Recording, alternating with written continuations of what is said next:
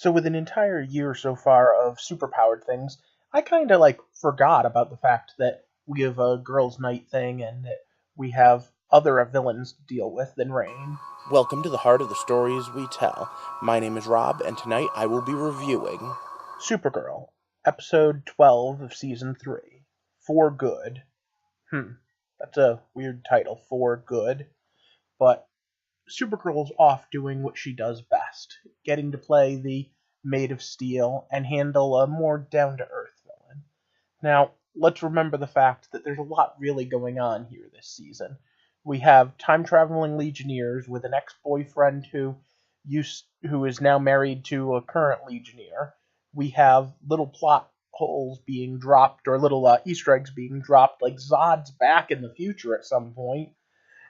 We have Manhunter and his father. We have secret identity issues that Manhunter has to cover by pretending to be sick Kara. We have a whole bunch of things that have happened this season. But for those of you that don't know, what I do here is I examine the stories. I try to explore them and get to the heart of them. The basic idea here is to look at them and see where it is we're going and why it is we do things. If that sounds interesting, click subscribe. So we have a cult of Supergirl that turned into a cult of Rain because they're worshiping the World Destroyers. Like I said, we have the super ex-boyfriend who is part of the Legion from the 31st century. The Legion itself came back in time to stop a threat to another planet 1,000 years from now, but they got stranded in our time, and now, poofta, we're all here. At the same time, Rain has shown up. She's a Kryptonian world killer who also happens to be Kara's best friend, but no one knows that. She just revealed that she has amnesia and is having blackouts, and I just want to say that through all of this, I thought Bloodsport and Morgan Edge were supposed to be the main villains. Well, we didn't get Bloodsport back this week, but we did get Morgan Edge. And that's where we're going to pick up. So, let's throw this up there. So once again, it's stop. Spoiler time. Ba-da-na-na. Okay, so my first question was where to start. And I'm going to start with the World Killers. Specifically, Rain. I'm going to start with the fact that she's having blackouts, and she asks what that could be the cause. Am I the only one that my first two thoughts, if someone came to me and said they had lost time, would be you've either been abducted by aliens or you're drinking too much?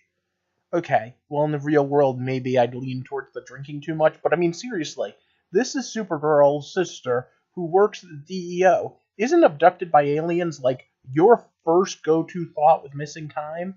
I guess not, because they were all like, oh, we'll handle this like it's a medical problem, and oh, well, we'll take tests, oh. Where's the fun in that? Either way, this reveal and the blood test is going to come back.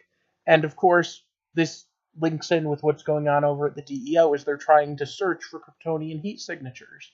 But of course, Rain doesn't have one, because she's hiding in plain sight, a wolf in sheep's clothing, as a human being. But wolf in sheep's clothing is a good transition to the wolf in the henhouse, which is Morgan Edge. Morgan Edge is obviously up to something when he starts off the episode with an assassination attempt. Let me just say that was pretty quick thinking on his part, being able to get back into the trunk because the trunk has a trunk latch release. Personal note, if anyone ever hacks into my who am I kidding, I'm never going to have a new enough car for that to worry about. But when he comes storming in afterwards, I love the fact that they made his outfit all ripped up and him all disheveled. And when he was threatening Lena, it was pretty cool too. Because at the end of the day, Lena did threaten him before too, if you remember correctly.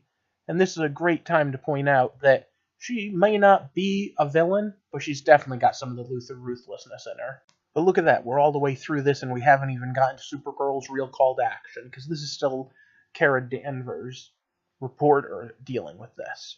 No, it's not until Lena gets poisoned and Jimmy Olsen has a really knockdown drag-out chase sequence, which, you know what? I like that better than him as Guardian. I really don't mind that. Action Jimmy was pretty cool. But then they go and ruin cool Jimmy by having Guardian go off and play Batman and dangle Edge over a building.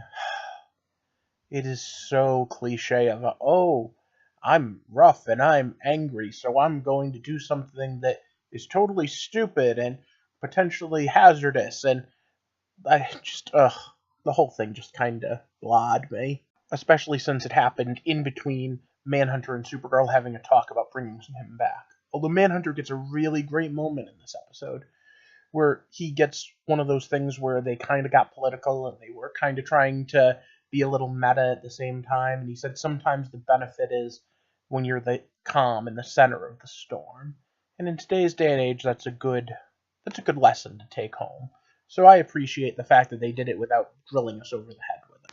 But Manhunter is also right that they need to take Lena back to the office so that she can wake up where she was poisoned, which means that somehow Jimmy ran, got a Guardian suit, put it on, got into Morgan Edge's offices, threatened him, and got back before Supergirl. Although while he was playing at being Batman, dangling Edge, once again I get the feeling that Alex is the real Batman of the episode and the series, because she got to play Doctor tonight. Okay, no, I'll just leave that there. Get to play Doctor with Alex. And it showcases the fact that she has a whole wide range of skills that is really needed on this team. And the fact is that as a DEO agent, she really brings more than her share to this show. Hell, why don't we just slap one of those rings on her finger and make her an honorary Legionnaire? But she's far from the only character that really comes into her own tonight.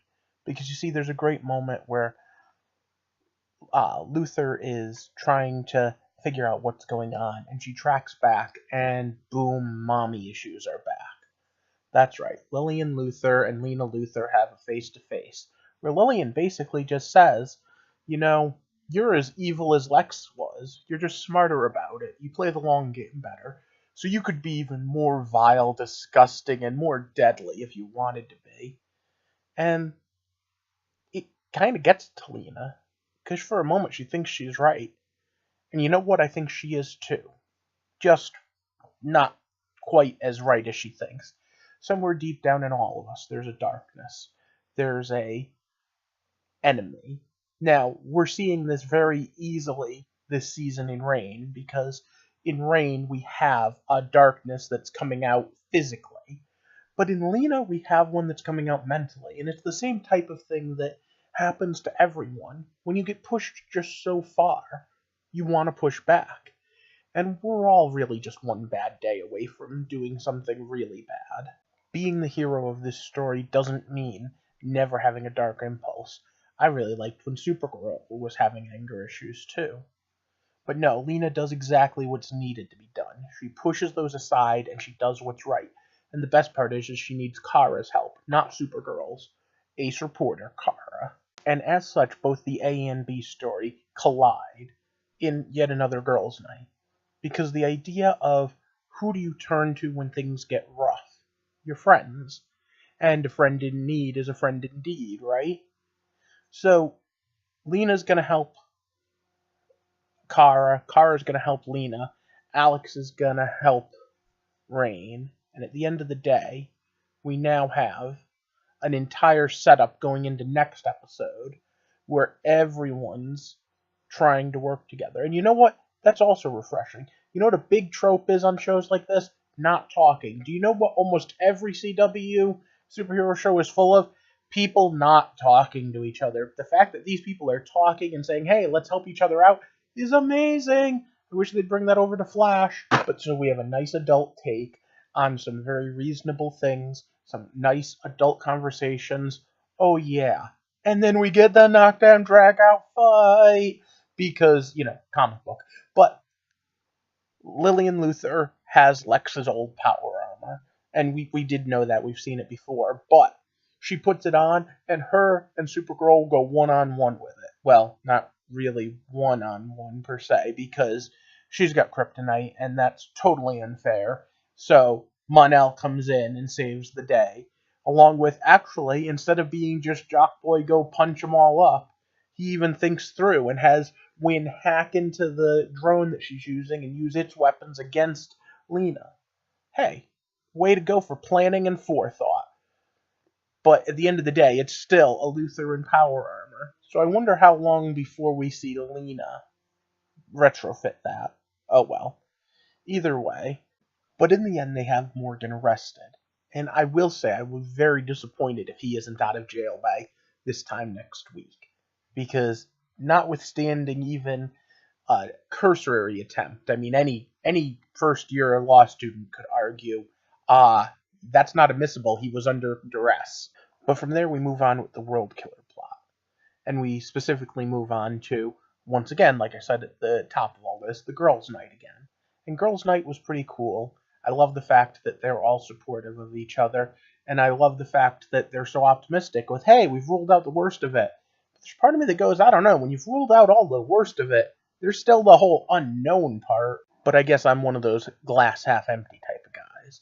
So she's going to go home and talk to her daughter and try to relax. But then we find out where the other world killers are, or at least one of them. And next week we're going to see her. And I'm curious what you think. What would you do if you knew someone was potentially something like a world killer? Would you go after them, or would you wait for them to come after you? Would you try to befriend them? Would you arrest them? It's an interesting question. I mean, how do they even know what's going on? But let me know what you think in the comments, and of course, I need to ask you to like and share this video. And if you haven't already, click that subscribe button.